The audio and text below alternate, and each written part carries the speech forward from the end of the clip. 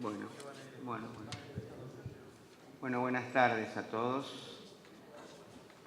Ante todo le agradezco a Luis y a su esposa por haber invitado a este encuentro a hablar sobre el tema de los contenidos infantiles, porque lamentablemente es un tema que no está presente casi en ninguno de los encuentros donde se habla de la televisión. Y sin embargo es uno de los temas más importantes que tenemos dentro de los que se llaman los contenidos, porque tienen que ver claramente con aquellos que reciben las infancias. Y las infancias son en este momento las mayores consumidores de pantallas y pantallitas. Desde ese lugar me parece que es muy importante conversar sobre el tema, dialogar sobre el tema, poner en la agenda este tema de una vez por todas, porque realmente la puesta en agenda de este tema es bastante incongruente y además sí está en la agenda del Estado Nacional, pero no está en la agenda de los productores, de los canales de televisión, y esto es grave. Entonces me voy a permitir leerlo porque me ordeno más en este tema y además por el otro lado... No, está bien, estamos acostumbrados. Y además por el otro lado voy a ser más breve.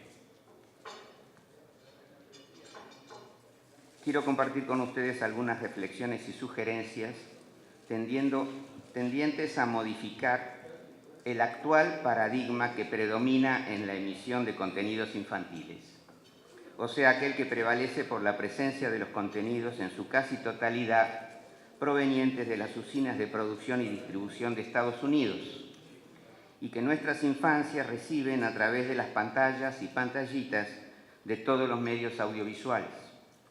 Y para comenzar les pido disculpas por hacerlo con un relato autorreferencial, dado que lamentablemente somos muy pocos los que nos dedicamos a la docencia y a la producción relacionadas con los contenidos infantiles y adolescentes.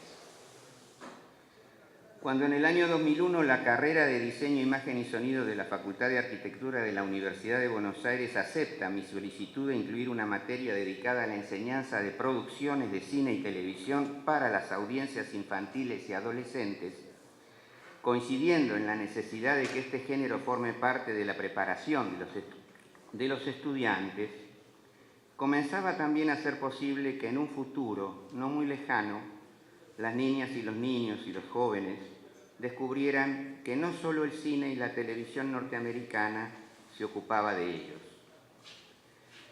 Y en la tarea de confeccionar el programa de la cátedra, y como consecuencia de una búsqueda de antecedentes en programas que de la misma materia se estuvieran dictando en otras escuelas de cine, tanto de nuestro país como del extranjero, me sorprendí al constatar que esta disciplina no se impartía en ninguna escuela de cine ni de televisión del país ni del mundo, y que por lo tanto estaba ante la preocupante situación de crearla sin más ayuda que mis experiencias docentes dedicadas a otras disciplinas y en las producciones para el cine y la televisión que había realizado en ese género.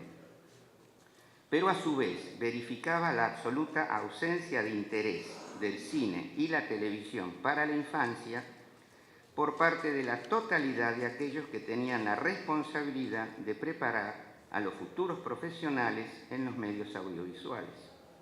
O sea, de los responsables de delinear los objetivos y los contenidos que debían ser impartidos a los estudiantes en las escuelas de cine y de televisión.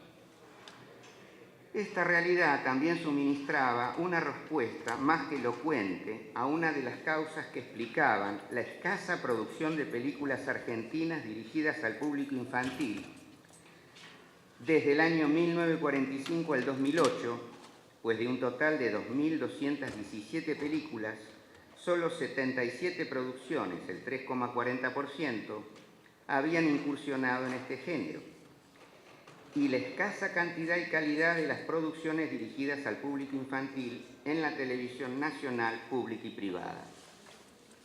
Recuerdo que las autoridades de la carrera eran muy escépticos en cuanto al interés que podría despertar esta materia entre los estudiantes, una de las razones que la misma ingresara en calidad de optativa, y cómo con el correr de los años se fue instituyendo como la materia más concurrida entre las que tenían esa valoración.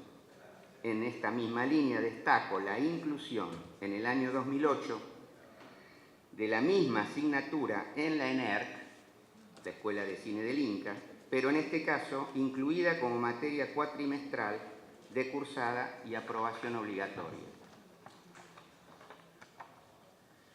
También recuerdo que hasta el año 2009 comenzaba mis clases aclarándoles a los estudiantes que en verdad los conocimientos a impartirles no iban a contar con posibilidad de aplicarlos en el campo profesional, dada la falta de interés en esas producciones por parte de la industria y los medios audiovisuales.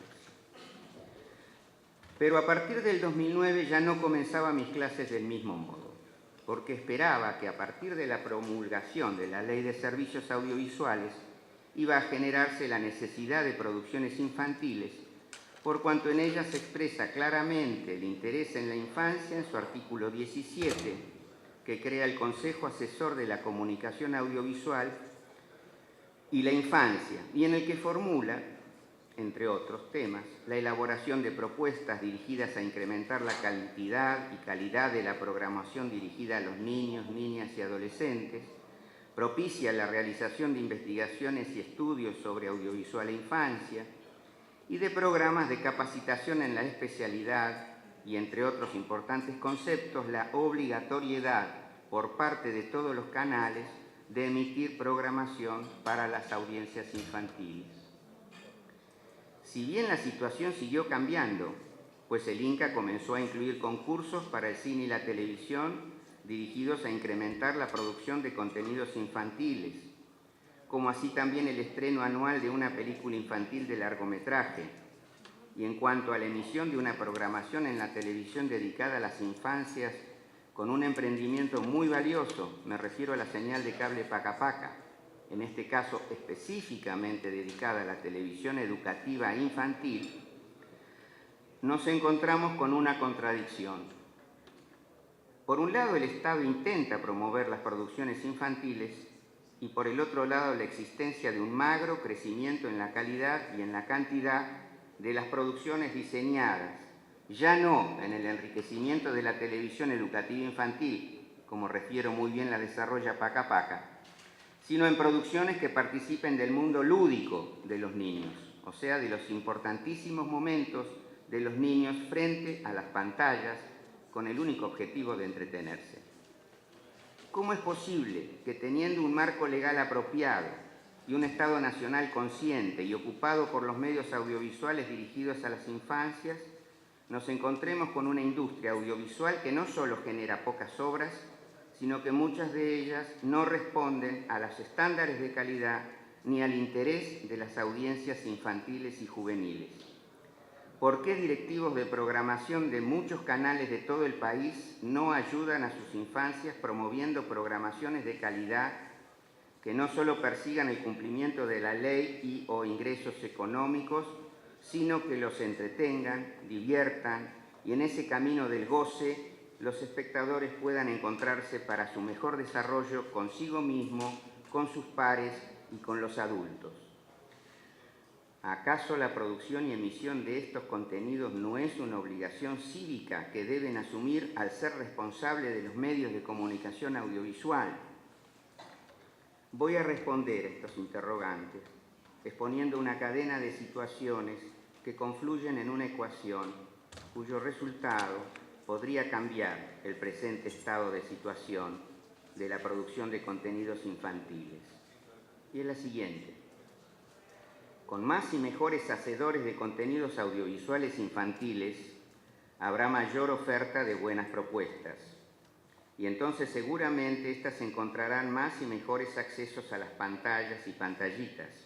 O sea que, con más educación, tendremos más y mejor producción. Para ello se hace imprescindible la inclusión de una materia que difunda estos conocimientos en todas las escuelas de cine, de televisión y de artes audiovisuales existentes en el país. Aclaro que en alguna de ellas confunden la enseñanza de técnicas de dibujos animados con la enseñanza del género específico que engloba a todos los conocimientos imprescindibles para abordar una producción audiovisual para el público referido. Los aproximadamente 17.000 estudiantes que cursan carreras universitarias y terciarias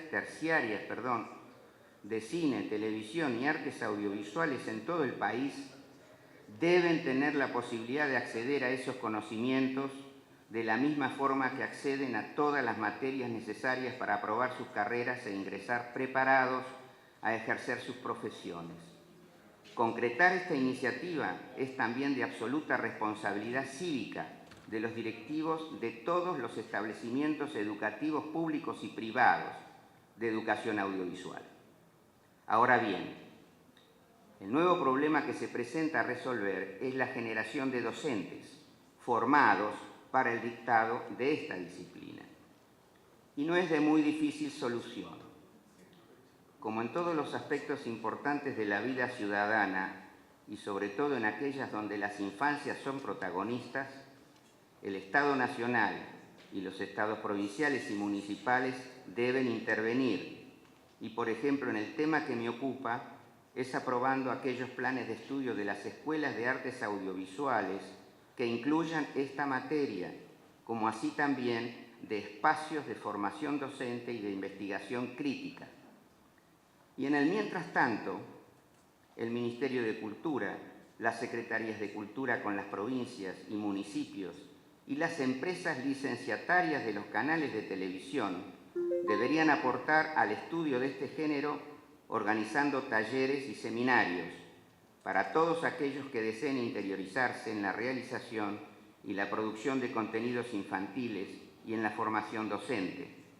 Se asombrarían del excelente resultado presencial que tendrían sus convocatorias y de los cambios perceptivos hacia la infancia que estas iniciativas generan.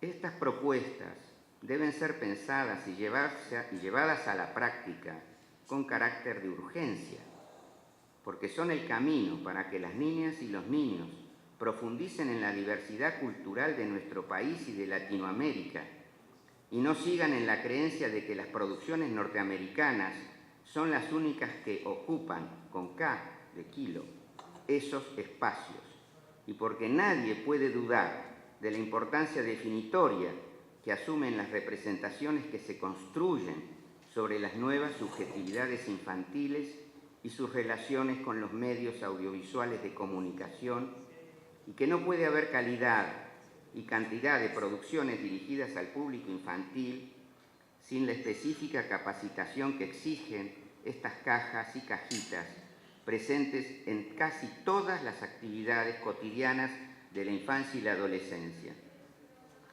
Y si bien ya es un poco tarde para comenzar a ocuparse de la educación de nuestros futuros profesionales como hacedores de contenidos para el universo de las pantallas, más vale tarde que nunca. En cuanto al incremento de películas infantiles, creo necesario intensificar las ya iniciadas conversaciones promovidas por el AFSCA y el INCA para que entre todos los actores de la industria audiovisual encontremos los caminos para adecuar con premura los términos de la Ley de Servicios Audiovisuales.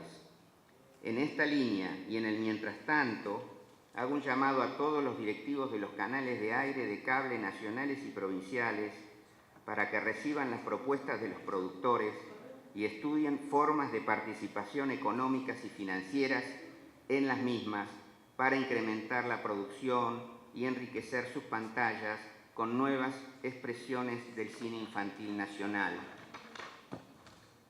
Los medios de comunicación audiovisuales se constituyen como uno de los terrenos más fértiles para avanzar en la comprensión de las nuevas subjetividades de niños, niñas y adolescentes.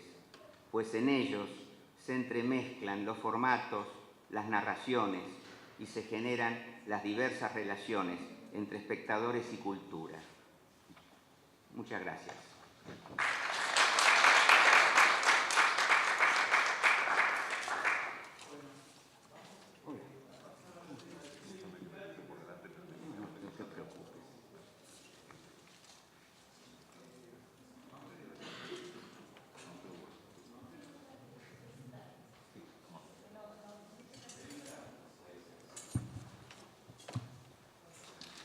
Buenas tardes, mi nombre es Manfredo Wolf, yo estoy como responsable técnico del área de Unidad de Digitalización de Salas del Instituto Nacional de Cine y Artes Audiovisuales y la idea es hoy presentarles las tareas que nosotros desenvolvemos para todo el proceso de conversión del mundo analógico al mundo digital de las salas cinematográficas, o sea, todo lo que es exhibición. Bien, no sé si se puede conectar esta.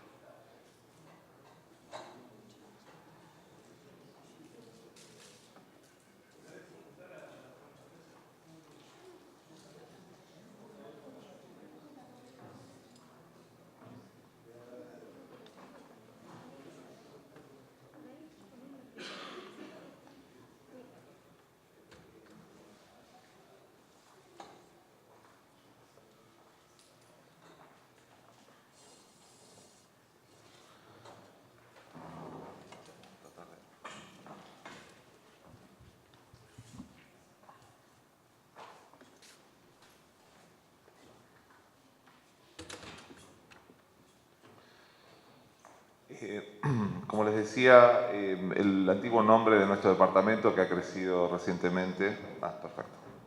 Gracias.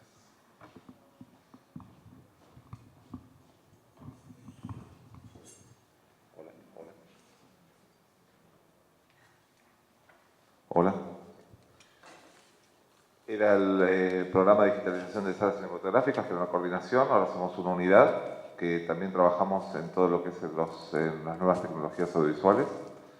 Y tenemos justamente también el tema de la conversión de los formatos de entrega de las películas al Inca, ya que ante el hecho de que va a desaparecer definitivamente el fílmico, o sea, la cinta fílmica de 35 milímetros, el formato a entregar va a ser digital y nosotros trabajamos justamente en el protocolo de entrega de las películas.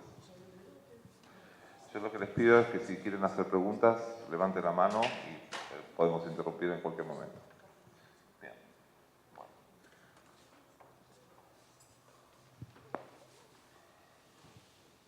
Bueno, se ve un poco chico lamentablemente. No sé por qué, por el tema de doble ventana.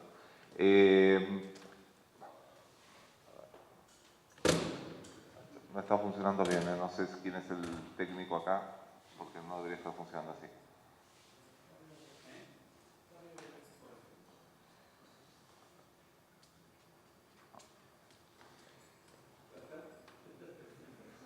Ya está, listo, esto es todo. ¿Les parece interesante, no?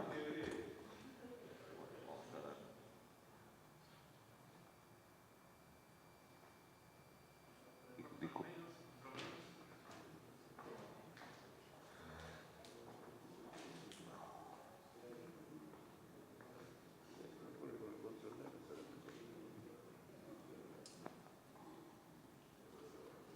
Desapareció la...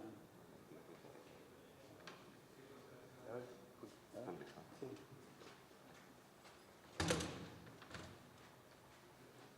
A ver,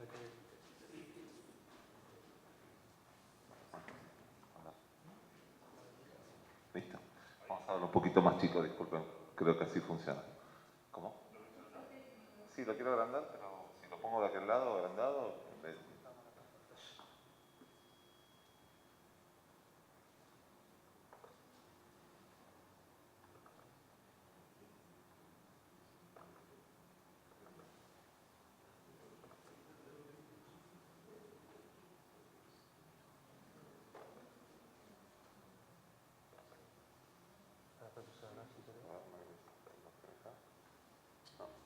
está mal centralizado acá el coso. Déjalo chiquito, no hay problema. mejor, yo lo tengo duplicado y vos también. Bueno.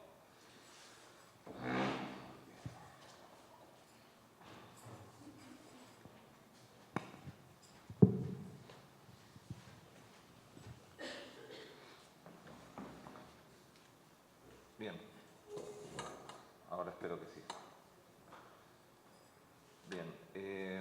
El trabajo de la Unidad de Digitalización y Nuevas Tecnologías Audiovisuales es principalmente la conversión de las salas cinematográficas del formato analógico al formato digital, o sea, la digitalización de las salas propiamente dicho. Y esto puede dividirse en dos grandes etapas, ¿sí? La primera etapa, que está vinculada más que nada al sector privado de las salas cinematográficas, o sea, todo lo que es exhibición, es tratar de auxiliar a todas las cines o cadenas o salas independientes inclusive para poder conseguir todo lo que son los créditos bancarios para poder justamente digitalizar la sala y reestructurar las mismas, o sea, actualizarlas a las nuevas tecnologías. Para eso tenemos convenios firmados entre el INCA y el Banco Nación y el BICE. Esos dos convenios, en muchos casos, nos permiten subsidiar puntos de la tasa de interés para justamente tratar de que el cine efectivamente pueda llegar a buen puerto con el proceso de digitalización, dado que se trata de equipamientos excesivamente caros y con plazos prolongados. Estamos hablando de 5 años de duración del crédito. Para muchas salas el gran inconveniente que tienen es que no tienen avales suficientes para poder justamente solicitar los créditos. Ante esa posibilidad se firmó un convenio con Garantizar, que es una empresa estatal que justamente trata de suplir la falta de los avales bancarios. Hay proyectores más chicos y proyectores más grandes, por eso diría que estamos arrancando pensemos en un proyector 2K de la línea pequeña, sumado a quizás todo lo que es la tecnología 3D, dado que normalmente las salas quieren tener eso para diferenciarse un poco de lo que uno puede ver en los hogares y atraer al público, más allá que no hay mucha producción de películas tridimensionales, ¿no? Cuando hablo de tridimensión estoy hablando de películas estereoscópicas, ¿sí? No de dibujitos animados 3D. Sumado al tema de la pantalla específica para poder justamente proyectar esta estereoscopía, que es una pantalla especial con una ganancia determinada, sumado a un equipamiento de sonido normalmente 7.1, estamos en un grado de inversión más o menos de punto de partida de 1,5 millones, 1.600.000 pesos. ¿Sí? Eso es todo el equipamiento que estoy diciendo. Ahora vamos a llegar a la presentación. Estamos logrando con convenios de que parte de las distintas tecnologías que acabo de mencionar, algunas ya se empiezan a ensamblar en Argentina y en el caso de las pantallas se empiezan a fabricar en la Argentina. O sea, ya las pantallas se fabrican en la Argentina hace tiempo, inclusive las 3D, pero estamos justamente haciendo un proceso de control de calidad mayor con respecto al único proveedor de pantallas que queda en la Argentina, que está en Rosario. ¿Sí? Bien. Estoy hablando de lo más chico, de ahí en adelante, ¿sí? Digo, o sea, para los que conocen un poco de tecnología, para que se entienda, estoy hablando, por ejemplo, de los modelos más pequeños, de las líneas de Barco, de NEC, o en tal caso de Christie, que son las que menos se ven en Argentina. Las marcas que más se están viendo en este momento en Argentina son NEC y Barco. Bien, para los que conocen los modelos, estoy hablando de un NEC 900 o de un Barco 10S. Si alguno tiene alguna pregunta y quiere saber un poco más de esto, no tengo ningún problema en quedarme después de la charla tratando de resolver algunas preguntas específicas que quizás no le interesen a todos. Bueno, para esto en Garantizar hay un fondo general que es propio de Garantizar, que justamente permite generar ese aval que necesitan las instituciones bancarias, en este caso, como decía antes, el Banco Nación, el BICE. Y después hay un fondo fiduciario específico, ¿sí?, para la industria cinematográfica, que es para la promoción y estímulo de la exhibición, ¿sí?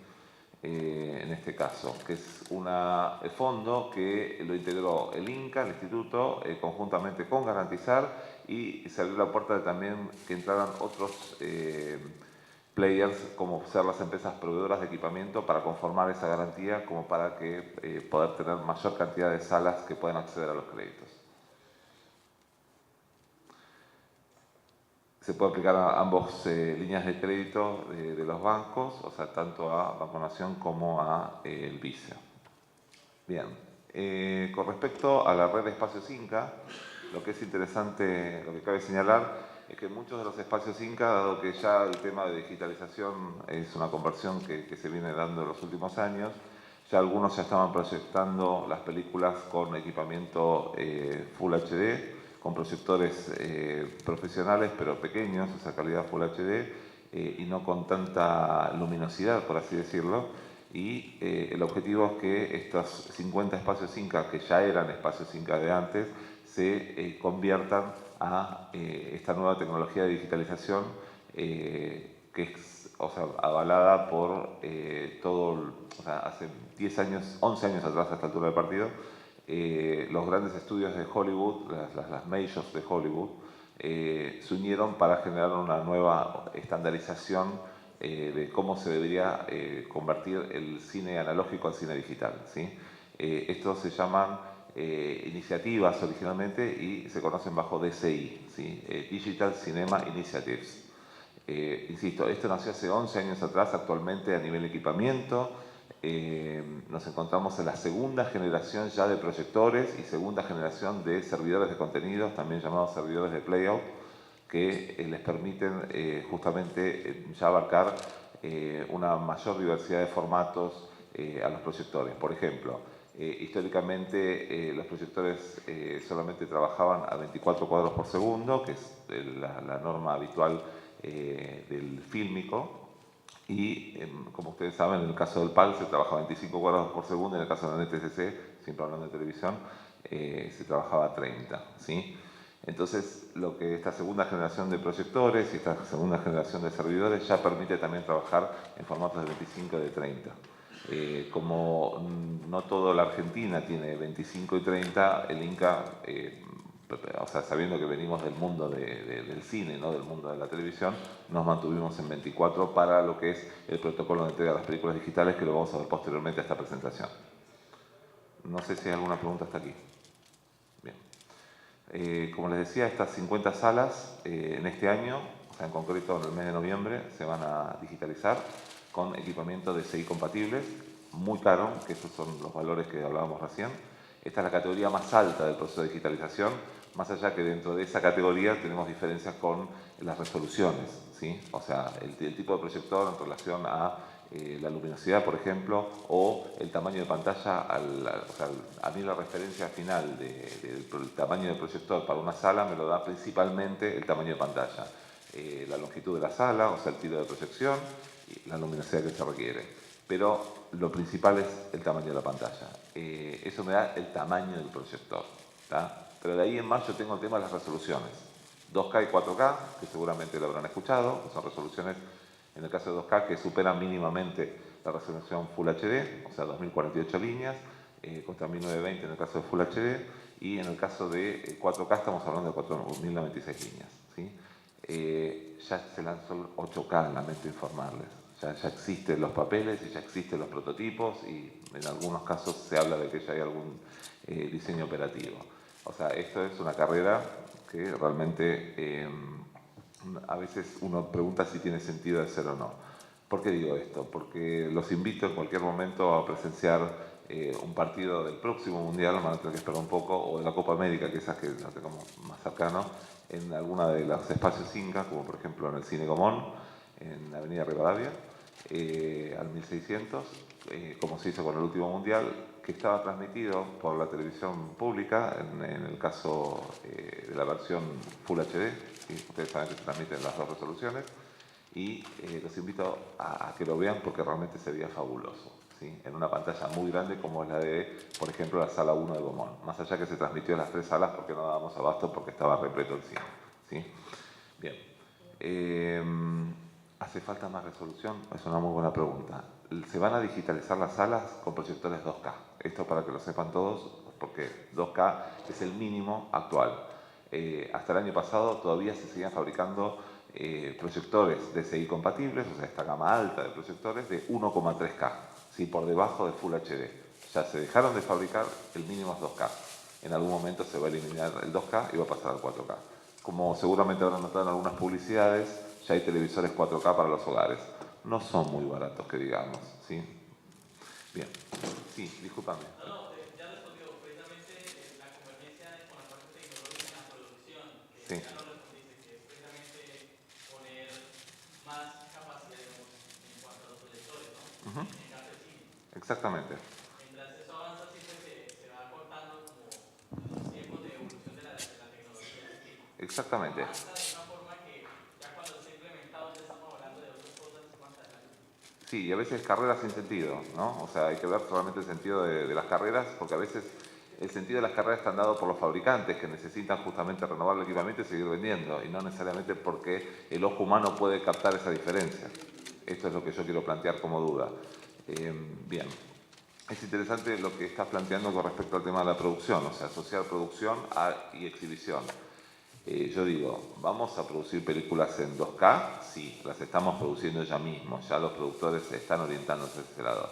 Y ya les cuesta mucho, ¿sí?, poder llegar a manejar esos volúmenes de información. Imagínense si son 4K, ¿tá? O sea, el volumen de información que vamos a manejar va a ser pesadísimo.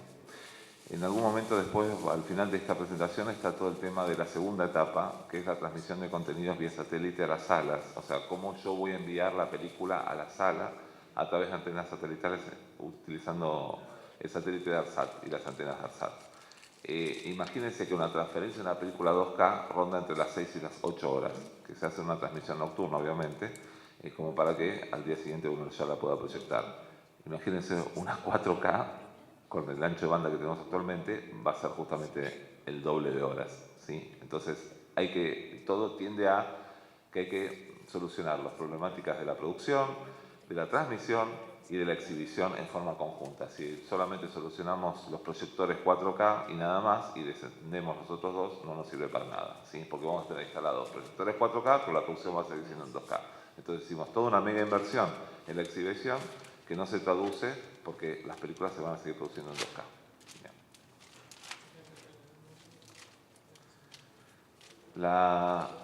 Además de las 50 salas de espacios Inca, vamos a tener la recuperación y restauración de 100 salas en el transcurso del año 2014 y 2015. ¿Sí?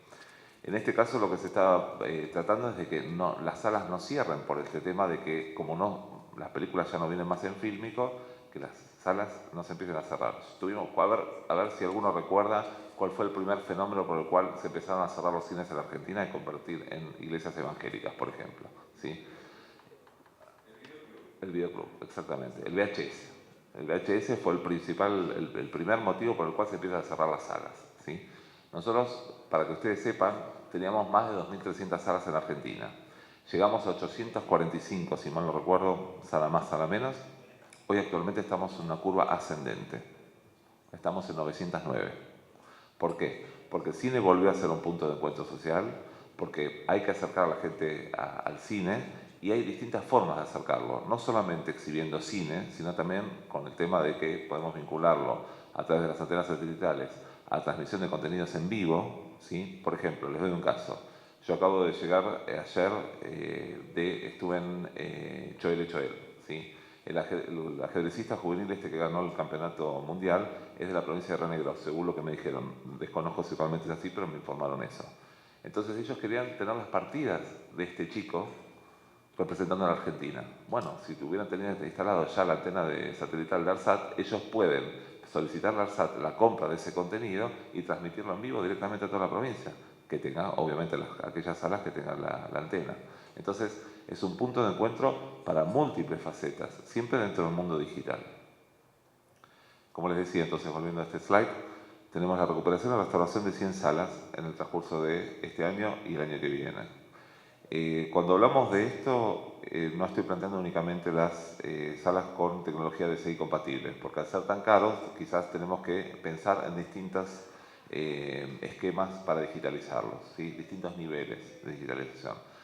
India tiene muchísimos cines y muchísima producción de cine, ¿sí? La producción de cine más importante del planeta Tierra viene de India en materia de producción y obviamente eso lo acompaña con sus salas de exhibición, pero las salas de exhibición no todas pueden poner tecnología DCI compatible, ¿sí? Que es lo que sería el D-Cinema. Entonces inventaron un intermedio que se llama E-Cinema, ¿sí?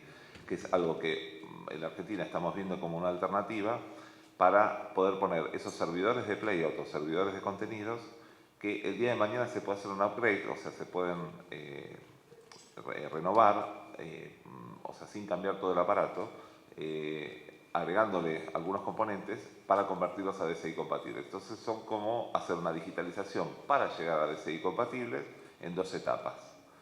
La pregunta del millón es, nosotros estamos produciendo los contenidos bajo normativas DCI compatibles, y sí, porque el objetivo de la entrega de la copia A del Inca es que se entreguen en formato DCP, que es justamente el resultante de las iniciativas DCI.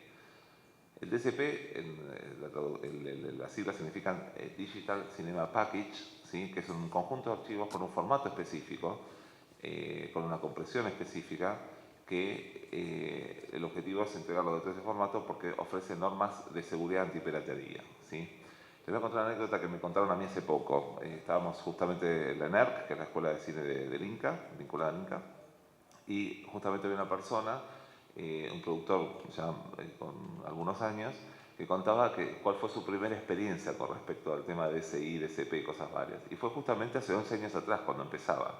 Él estaba trabajando en un canal de televisión en México y lo llaman para ir a Las Vegas a escuchar de estos nuevos formatos y el canal lo manda. Entonces va a las charlas y todo eso y empieza la primera persona que empieza a dar la charla era del FBI. Y yo decía, pero ¿cómo puede ser que sea el FBI? ¿Yo qué tengo que ver con el FBI? Si yo lo que vine a ver es algo que esté vinculado a producción de contenidos audiovisuales en formato digital. Y no, porque lo importante para Estados Unidos era la preservación de los contenidos y el proceso de antipiratería, para que, o sea, no se copiara, ¿sí? Por el tema de los derechos. O sea, preservar su industria.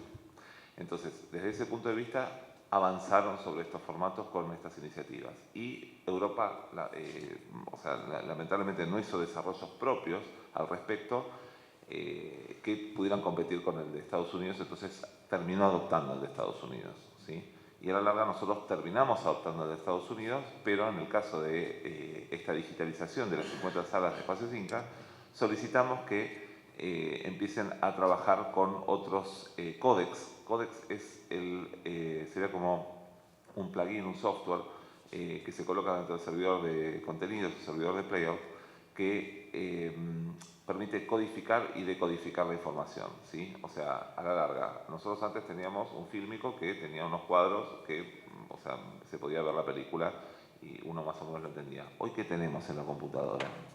¿Tenemos cuadros que nosotros podemos visualizar y los entendemos? No, tenemos ceros y unos. En el fondo todo termina en código binario, ¿sí? Y esos ceros y unos se traducen después a través de los códecs a una imagen que el ojo humano puede entender. Básicamente es eso, ¿sí? O sea, si nosotros vemos puntualmente la secuencia de datos que están grabados, son ceros y unos. Entonces, esos ceros y unos, originalmente, si yo tengo una mayor resolución, es una mayor cantidad de ceros y unos. Si tengo una menor resolución, es una menor cantidad de ceros y unos. Digo, no hay nada mágico atrás de esto. Y a la larga, el tema de la compresión es el arte de engañar al ojo humano, ¿sí? O sea, el ojo humano, un ojo experto puede distinguir una paleta de colores de 65.000 colores, más o menos, y un ojo no tan experto está en el orden de los 45.000. Digo, a los 16.7 millones de tonos de colores que se habla del color verdadero digital, hay una distancia abismal, ¿sí? Y entonces se produce este concepto de aureolas, no sé si los vieron, pero hablo no solamente del cine, hablo de las computadoras, hablo de la televisión. Cuando uno ve una señal de televisión de baja calidad y ve manchones, ¿sí? O efectos mosaicos, llamémoslo así, o pixelización. Bueno, en el fondo es eso, ¿sí? Tratar de cada vez reducirlo más y tener mejores códecs, más inteligentes, que agrupen mejor la información para poder reducirlo en tamaño, pero que el ojo humano vea que es se ve excelentemente bien. De eso se trata. Bueno, bien, continúo. ¿Alguna pregunta hasta aquí? No. Si voy rápido me dicen, por favor. La segunda etapa, que recién adelantaba un poquitito. La distribución satelital de películas a través de los convenios de cooperación Incarsat, que ya están firmados. El objetivo es apretar una tecla que diga Enter o Entre, ¿sí? Y que se dispara a los 50 salas de espacios Inca al mismo tiempo, la distribución de contenidos. ¿Alguno pudo ir alguna vez a ver una película en el interior de la Argentina cuando se proyectaban en Fílmico? ¿Sí? A ver, cuénteme, señor. ¿Usted cuando lo fue a ver, la vio la misma calidad que la veía en el cine de una gran ciudad? ¿Por qué? Creo que también están las salas de cruces en Buenos Aires, también salían de inferior calidad que la italiana. Calculo de equipamiento, básicamente. De equipamiento. Eso todo y cansancio o el agotamiento de las lámparas, la clave de esa época. Bien, perfecto. ¿La vía rayada? Sí, bueno, la copia, la canción es la misma, la última versión que vi duraba 60 minutos. Ok. 2 horas 40. Bueno, yo les voy a contar, voy a tratar de continuar lo que él me estaba contando, le agradezco mucho su experiencia. Les voy a contar lo que me contó el intendente de Cholecho hace 2 días atrás. Me dice, estaba viendo, no recuerdo qué película, y la estaban exhibiendo en el cine y teatro, normalmente son sociedades españolas o sociedades italianas en el interior, y lo interesante del caso es que la película se la habían mandado, no la habían chequeado, iban todos al cine porque era un evento social muy importante, un pueblo de 4.000 habitantes en aquel entonces, y iban todos al cine, se preparaban para ir al cine, ¿sí? O sea, estoy hablando de otras épocas y quizás no tan lejanas, en el caso de estos pueblos, ahora ciudades, ¿no? Entonces, les pasó de proyectar la película y cuando estaba por finalizar se cortó, se terminó, porque se había quemado la última parte, ¿tá?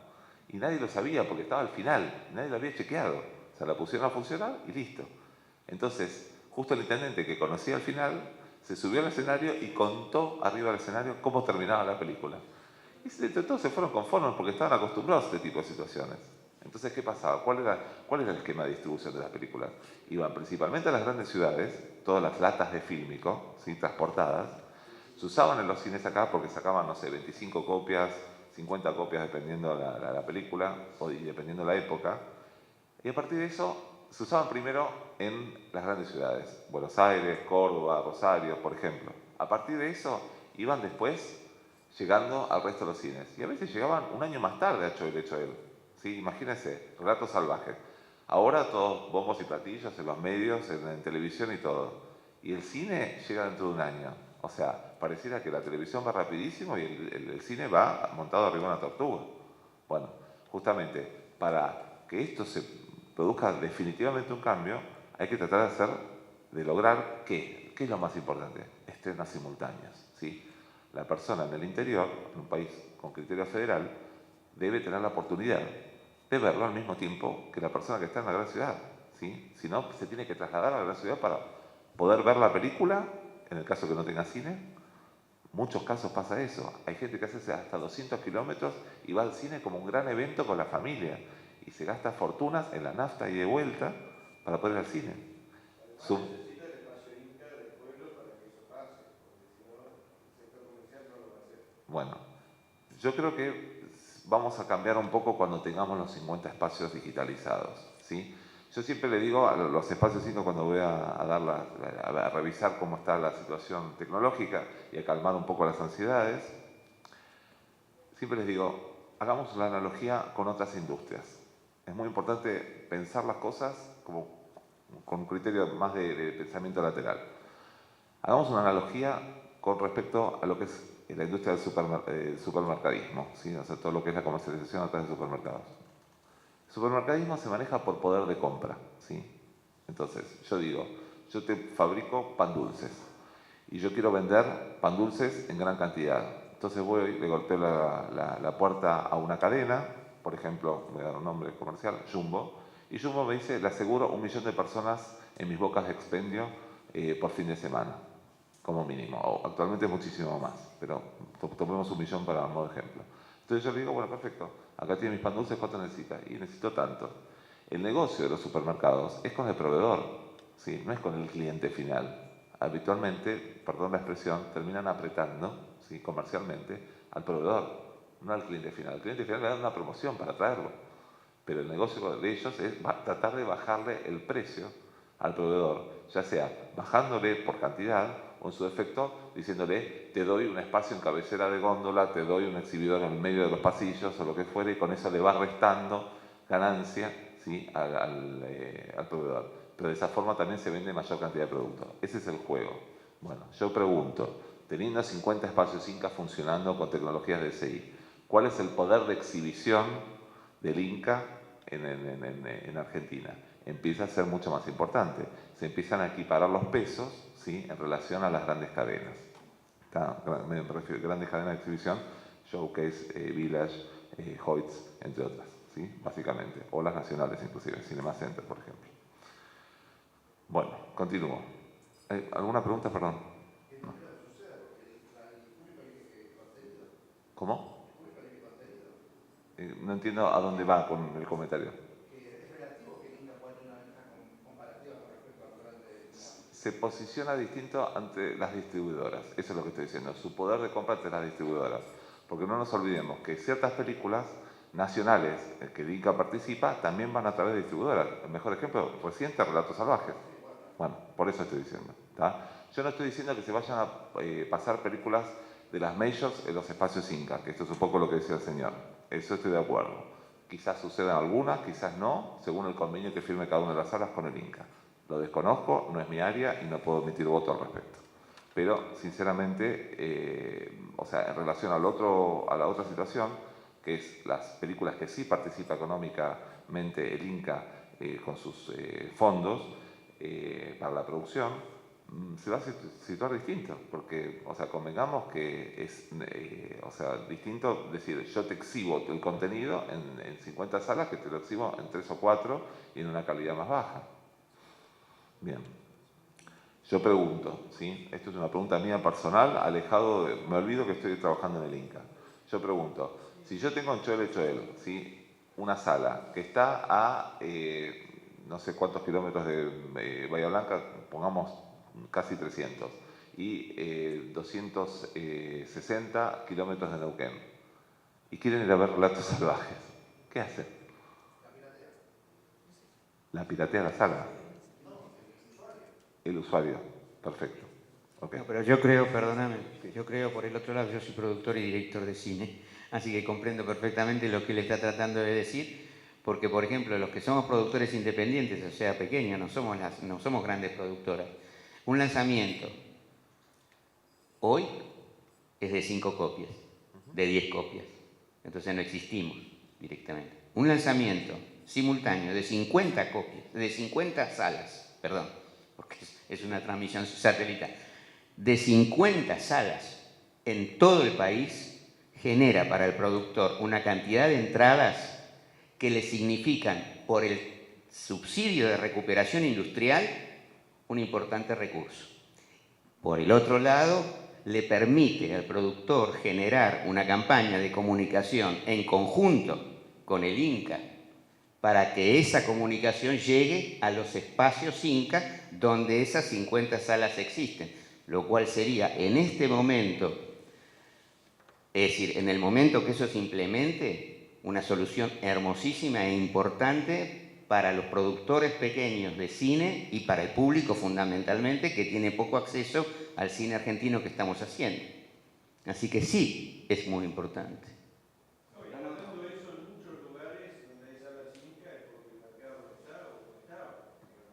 Por eso apuntaba el caso de las distancias de Choel Choel. A modo de ejemplo, te podría citar 20 casos más. La realidad es que yo escucho casos de 400 kilómetros, familias que hacen 400 kilómetros para ir al cine. Uno dice, o sea...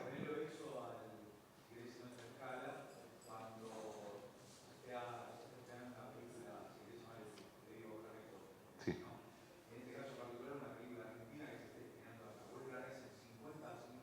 Uh-huh.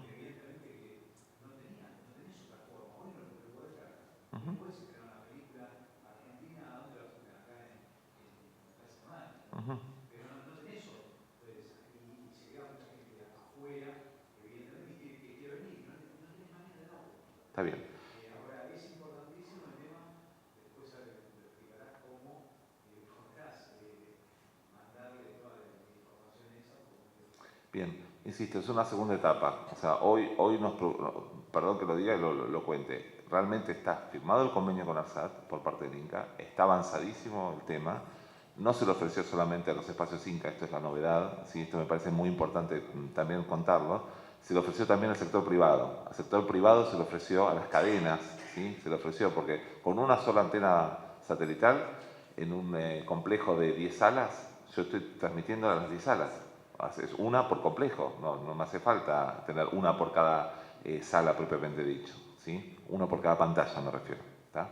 Entonces se le ofreció al sector y está todo por hacerse, pero ya es una idea, está implementada y está hablada, ¿sí? O sea, perdón, cuando digo implementada ya están hechas las pruebas y todo y ya sabemos cuánto tarda inclusive una película en transmitirse. Ya se hizo la prueba real, participé de la prueba y les digo que realmente estamos entre 6 y 8 horas, dependiendo si la película dura 1 hora y media o un poco más, ¿sí? Siempre pensando entre 1 hora y media y 2 horas, básicamente.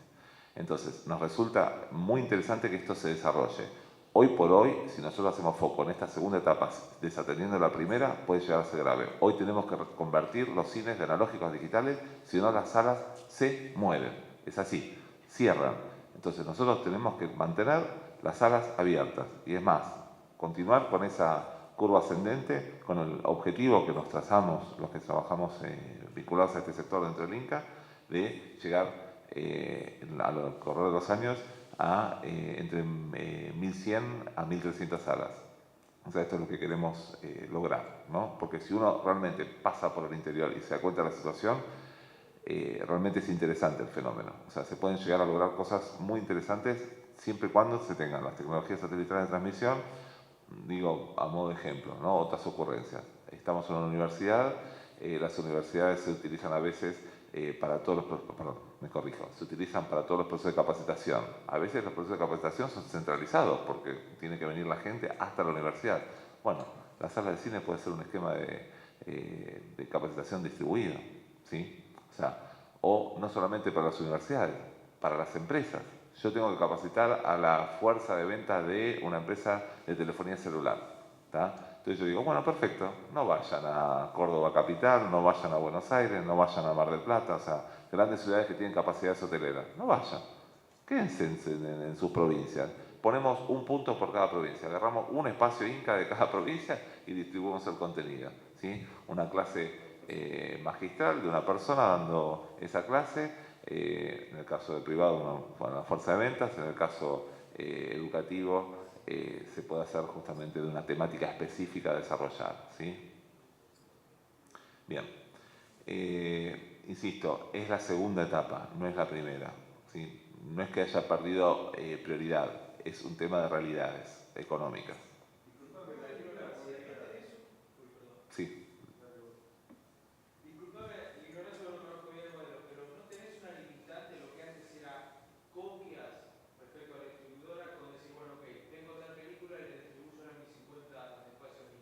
Antes vos tenías como una relación, bueno, que la distribuidora te da 10 copias y vos te manejabas con eso. ¿No sigue estando esa limitante? Sí, te explico cómo lo limitaron. No sé cómo es ahora, digamos. Justamente, muy buena tu pregunta, porque es algo que quizás, o sea, en la explicación no me detuve puntualmente a ver cómo uno puede limitar la exhibición, ¿sí? O sea, si yo la película la distribuyo, no dije cómo es el proceso de traba para poder exhibirlo. La traba en sí mismo es una llave, ¿sí? Que sería como un password, ¿sí? Que yo mando la película vía satélite y la llave por mail. ¿Qué llave estoy mandando? Yo estoy mandando una llave específicamente para ese proyector y para ese servidor de contenidos o también llamado servidor de playout. Te mando una llave. La llave, si Disney, por ejemplo, para citar un caso, te dice, te doy la llave para exhibirla 3 veces, por cantidad. Siempre va a ser para tal proyector. Si vos moviste el proyector con el servidor de una sala a otra, te lo llevaste a tu casa, vos dueño de la sala, te lo llevaste a tu casa y se lo quisiste mostrar a tus hijos en tu casa, ya se te fue una función. Se te fue. Y es lo que vos le vas a pagar a la distribuidora. O sea que se acabó. Una forma de hacerlo es por cantidad de funciones. Otra forma de hacerlo es por fecha y hora. Sí, algo muy importante que ha pasado en la Argentina en el sector privado. El servidor de playout o de contenido no estaba puesto en hora, la computadora, es una computadora, la verdad, no estaba puesta en hora. Entonces no pasaba la película y la llave no se la abría. La llave se llama KDM, Key Delivery Message, ¿sí?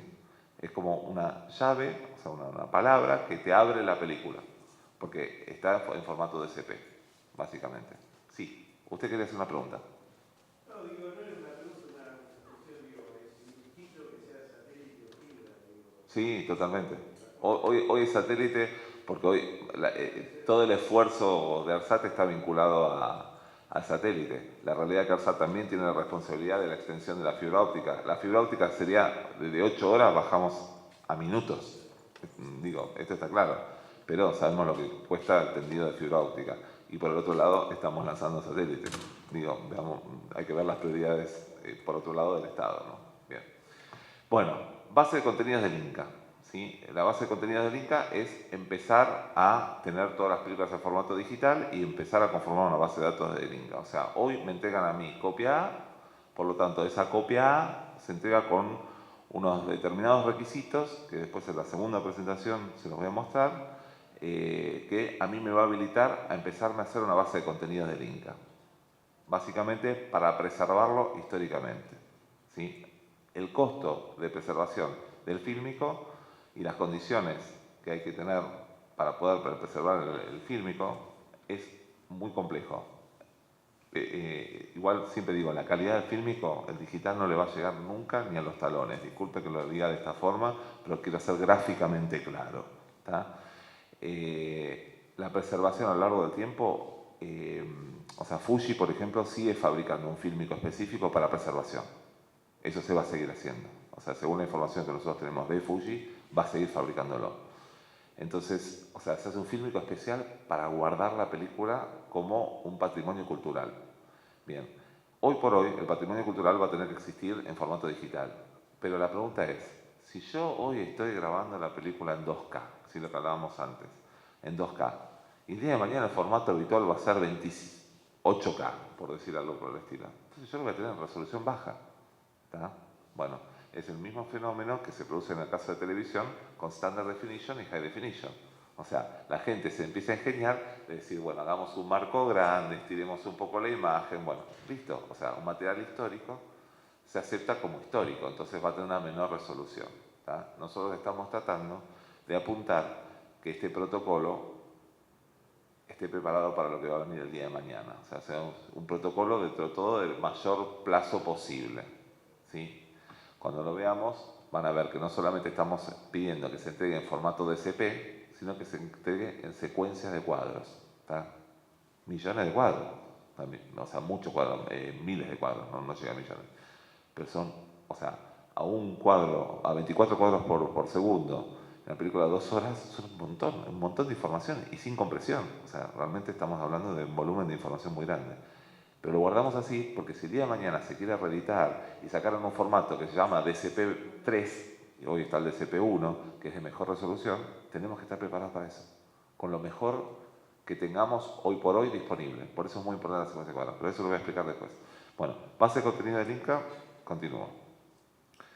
Preservación y digitalización del acervo histórico. Nosotros ya tenemos un montón de películas o sea, en fílmico que las queremos guardar. Por ejemplo, toda la filmografía de Cedrón se acaba de pasar a formato digital. ¿Sí? Y se hizo justamente con un proceso específico, lo hizo una empresa privada, se llamó licitación para que lo puedan hacer y todo. Se digitalizó. Se volvió a remasterizar en formato digital. Y se solicitó ya que, o sea, que nos dieran la información con la secuencia de cuadros, con las pistas de audio por separado, todo como para poder reeditarla a futuro de ser necesario, teniendo obviamente los derechos y la autorización por parte de los dueños de los derechos de la película. ¿Sí? O sea, veámoslo de otra forma. ¿En qué se va a convertir el Inca para los productores? Si los derechos normalmente de la película van a seguir siendo de los productores o de los distribuidores, no es del Inca. Entonces, ¿en qué se va a convertir? En el disco rígido, ¿sí? En la nube, ¿sí? Donde le va a guardar. Exactamente. Yo le ofrezco al productor, yo te guardo todo. Porque si vos el día de mañana se te inunda la casa y en su momento, ¿cuántos casos conocemos de que se inundó, se quemó o lo que fuera y se perdieron películas que estaban en manos privadas?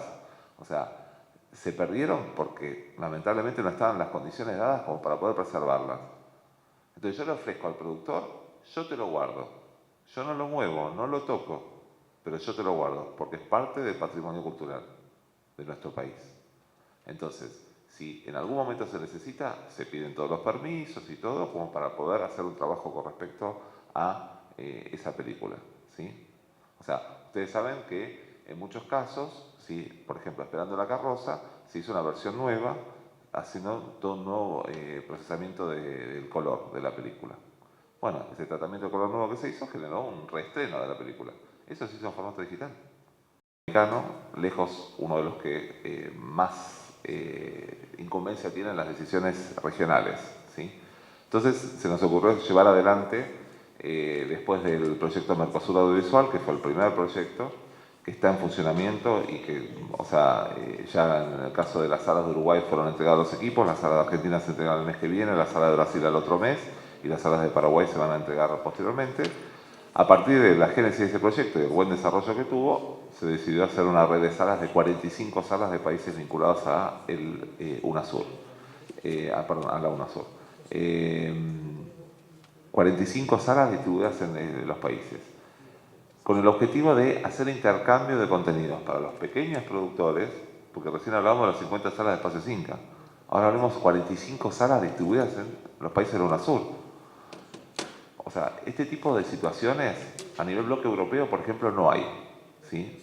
Pero el PMA, que es la primera, fue como la piedra que después derivó en este que se llama de salas de UNASUR, el PMA fue solventado parcialmente por la Unión Europea, aunque no lo crean, porque le interesaba ver que se pudiera llegar a desarrollar. O sea, el convenio entre distintos países para intercambio de contenidos, con los derechos, con una venta de entradas asociada, con intercambio económico. O sea, imagínense la cantidad de rubros, o sea, la parte legal, la parte de la producción, la parte de exhibición, la parte monetaria, bancaria. O sea, todo lo que llegue a intervenir detrás de esto. Bueno, esto está en funcionamiento. O sea, PMA ya se está implementando y detrás de este viene UNASUR que ya estamos realmente avanzando a pasos agigantados. Bueno, insistir, lo interesante para el pequeño productor es, bueno, voy a estrenar en, no sé, 6, 7 países al mismo tiempo un contenido, asegurándome primero que se vea mi película. O sea, y perdón que lo diga y esto peco un poco de sinceridad. La realidad es que Argentina tiene mucho por ganar porque es lejos uno de los mayores productores de contenidos audiovisuales de Latinoamérica, conjuntamente con Brasil y México, ¿no? Y mínimamente Colombia también. Además, nuestra área empezó a trabajar con una participación de comités técnicos con la gente de IRAM y a su vez asociado con el tema de las ISO.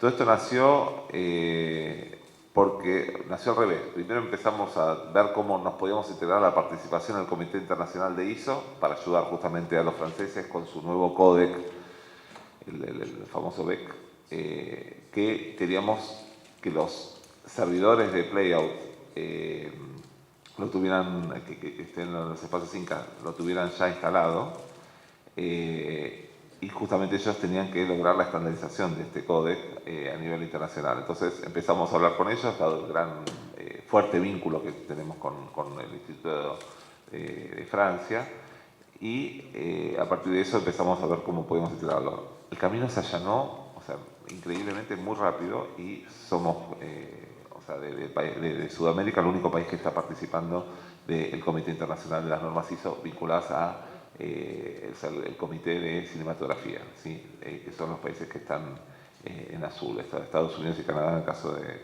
de Norteamérica, también están. Eso nos llevó después a hacer, como en el slide anterior lo veíamos, la participación de comités técnicos con la gente de IRAM. O sea, IRAM tenía que estar presente porque si no, no nos podíamos vincular con ISO. Y con ello estamos desarrollando muchas normativas, no solamente vinculadas a la entrega de la producción, sino también estamos empezando a ver el tema de la exhibición, ¿sí?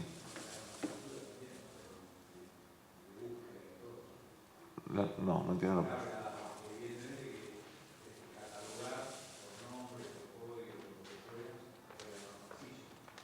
Las películas. Todavía ahí no, te soy sincero, no avanzamos tanto. Pero sí, por ejemplo, estamos avanzando en el tema de las normativas para las salas de exhibición y todo eso. Empezamos a estudiar, a ver si hay algo a nivel internacional, porque mucho no hay. Bueno. Hoy por hoy estamos trabajando muy fuertemente en apoyar a Francia con el tema de los códecs.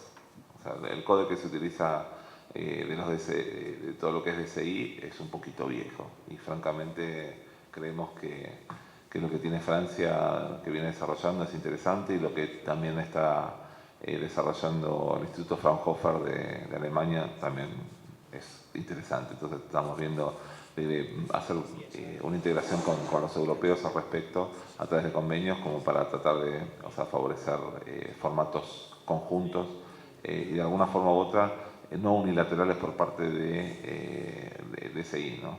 O sea, eso es lo que se busca, es tratar de equiparar un poco las fuerzas, porque además son mejores, no simplemente por el hecho de equiparar fuerzas, es porque realmente unos son recientes desarrollos que se están investigando ahora y otros vienen de hace, en algunos casos, 10, 11 años. Bueno, la estandarización de normas nacionales e internacionales. Y después, junto con la Asociación de Editores, de Directores de Fotografía, estamos trabajando en el desarrollo de las normativas y, por ejemplo, en el tema del protocolo de entrega de las películas en formato digital, ¿sí? Lo que se llama copia A en formato digital. Se trabajó en forma conjunta con ellos y también incluimos el tema del ARSAT porque el acervo histórico de las películas, como mencionaba en los slides anteriores, lo tenemos también dentro de las instalaciones de ARSAT, dado que ellos tienen un centro de cómputos que cumple con las normativas internacionales del centro de cómputos y nos dan el margen de seguridad de que al tener copia espejo, o sea, si se daña la información de un lado, la seguimos teniendo en otro, ¿sí? Un poco lo que hablábamos antes de la fabricación a nivel nacional. Acompañamiento a empresas para su arraigo en el país y fortalecimiento de la industria nacional, por ejemplo en proyectores, por ejemplo en servidores de Play, autocontenido, por ejemplo en el equipamiento de accesorios 3D. ¿Cuáles eran los grandes problemas que teníamos con el tema de los anteojos 3D? ¿Sí? O sea, al venir integrados de afuera, lamentablemente eran muy caros. Imagínense, si yo estoy entregando un anteojo 3D, que la vida útil normal del tipo de anteojo que se utiliza en Argentina, dejamos los Dolby de lado, para los que tienen conocimiento de la tecnología Dolby, dejemos los Dolby de lado un segundo. El anteojo dura 100 funciones. 100 funciones. Si yo tengo un costo promedio de $9, FOB, Estados Unidos, puesto acá, en dólares, es un poco conflictivo. Si yo logro integrar el filtro polarizador acá en un marco de fabricación nacional, entonces ya la historia es distinta. Y encima, como nuestra industria puede llegar a producir para los países limítrofes, puede llegar a ser interesante que integremos los anteojos acá, con el filtro por un lado, con las matrices de inyección de plástico para fabricar los marcos acá en Argentina y podemos vender a países limítrofes. Está bien, puede sonar que es un sueño, puede ser un idealista, pero puede pasar.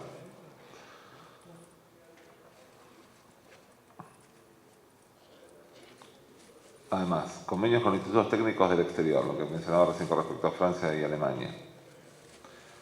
Actualización de normas de entrega del material, lo que decía antes, la copia A del tema de los archivos de SP.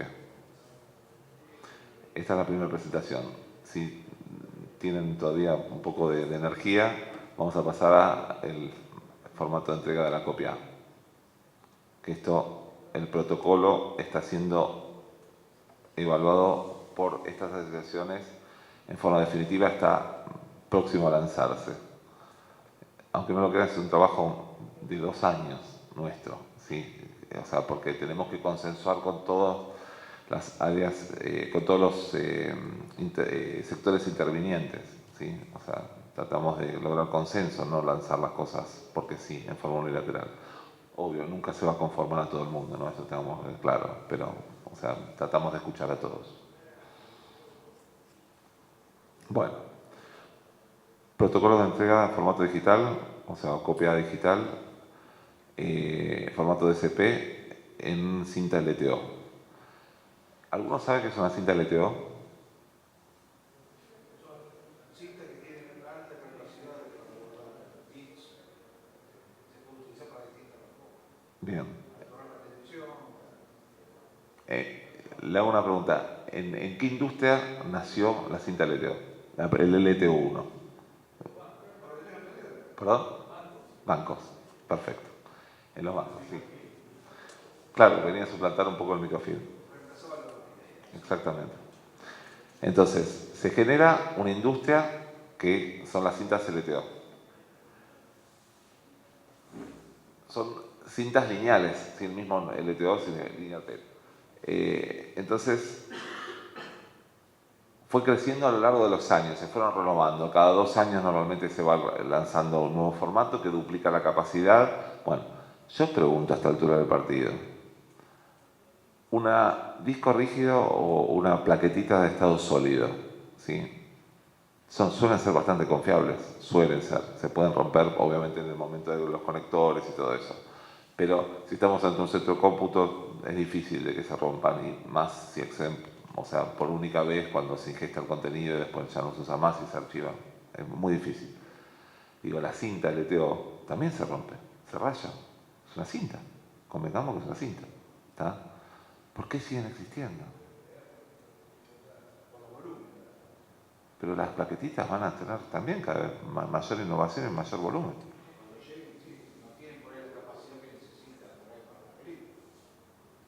Yo, mi versión, mi opinión, es por los intereses económicos que hay detrás de toda la estructura de la cinta, propiamente dicho. O sea, vienen del sector bancario, fueron a todo el resto de las industrias, petroleras.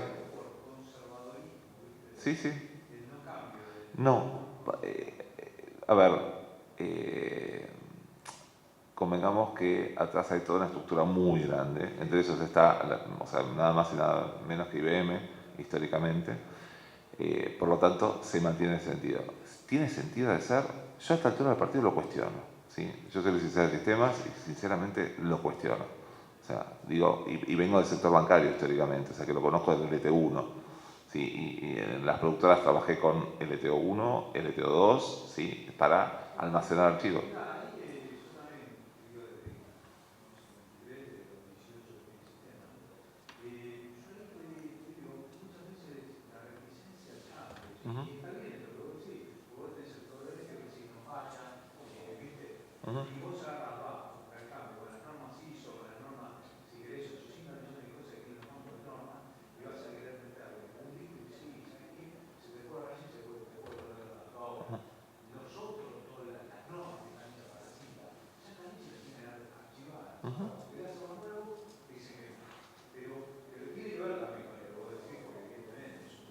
Pues eso es proceso de innovación. El tema es que atrás en flor de consorcio, ¿sí? Flor de consorcio.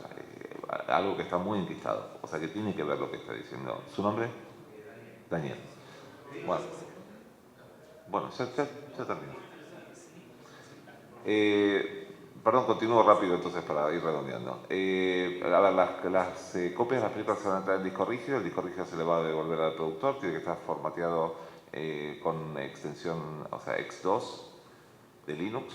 Y tiene que las conexiones externas, dado que los servidores tienen para ingestar USB 2 por ahora, porque lamentablemente son computadoras que como están probadas y comprobadas, todavía no hay servidores DSI compatibles con puerto USB 3, lamentablemente. O sea que se tarda bastante en cargar las películas en el caso que vengan por ese puerto.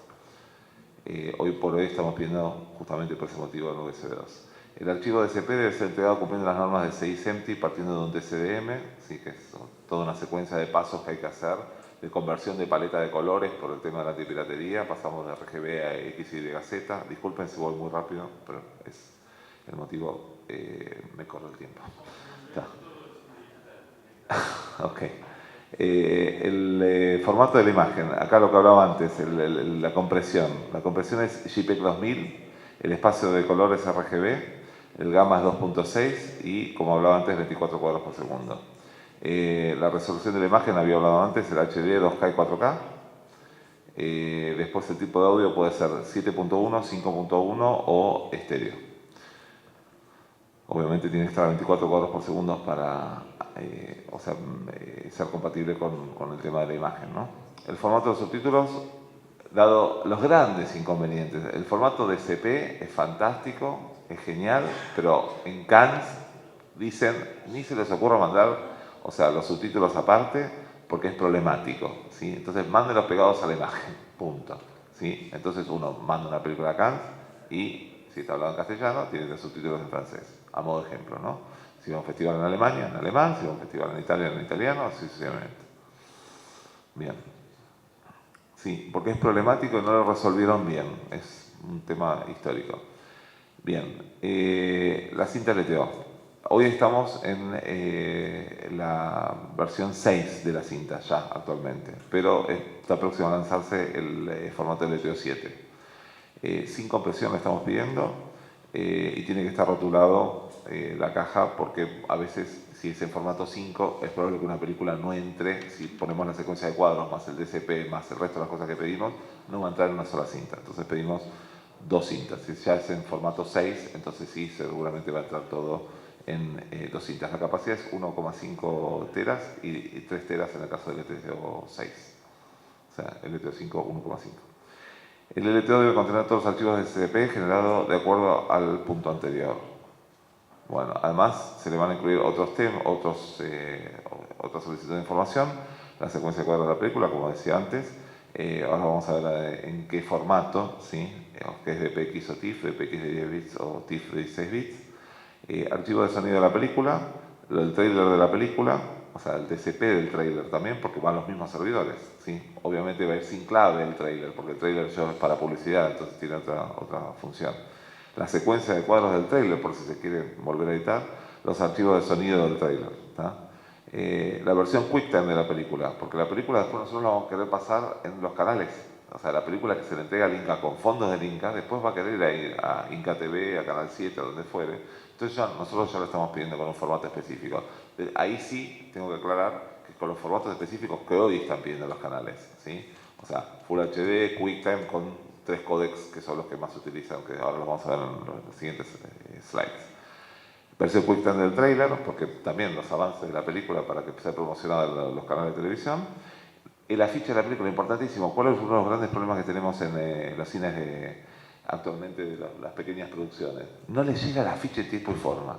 Y llegó la película, la empiezo a pasar y no tengo el afiche. Entonces, ¿cómo se entera la gente qué película es? Por nombre a veces no le surge cuál es el contenido asociado.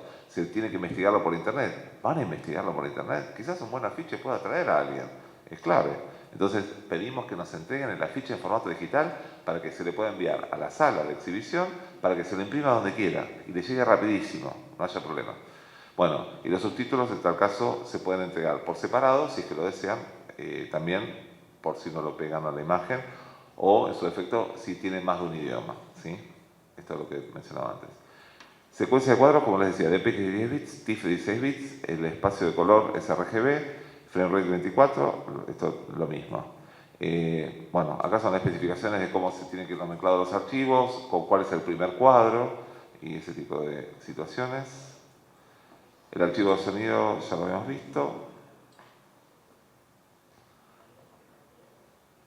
Acá es un ejemplo para todo lo que son sistemas de sonido 2.0, 5.1 y 7.1, cómo se tienen que nomenclar los archivos.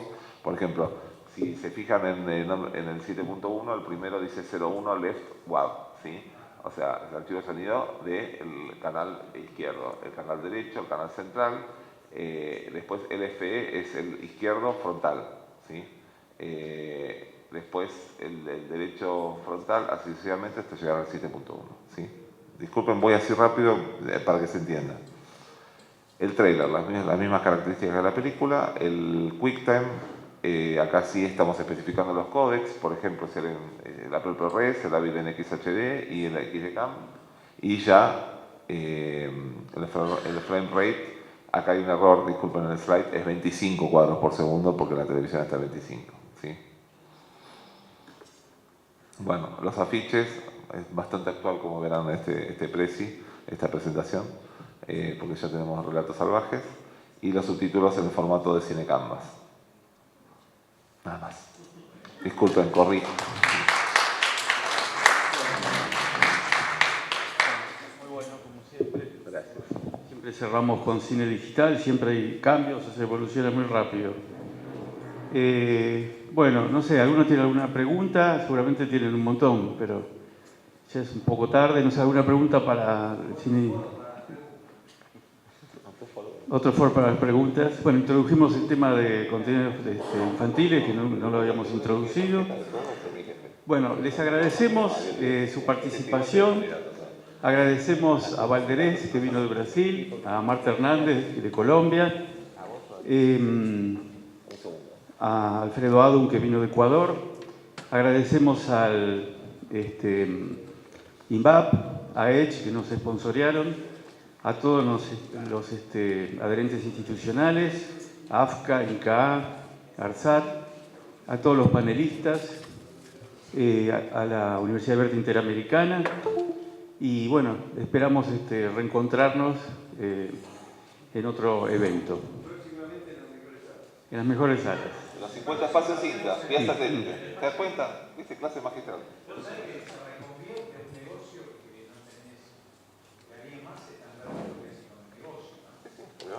Bueno, todo el material va a estar en internet en la medida que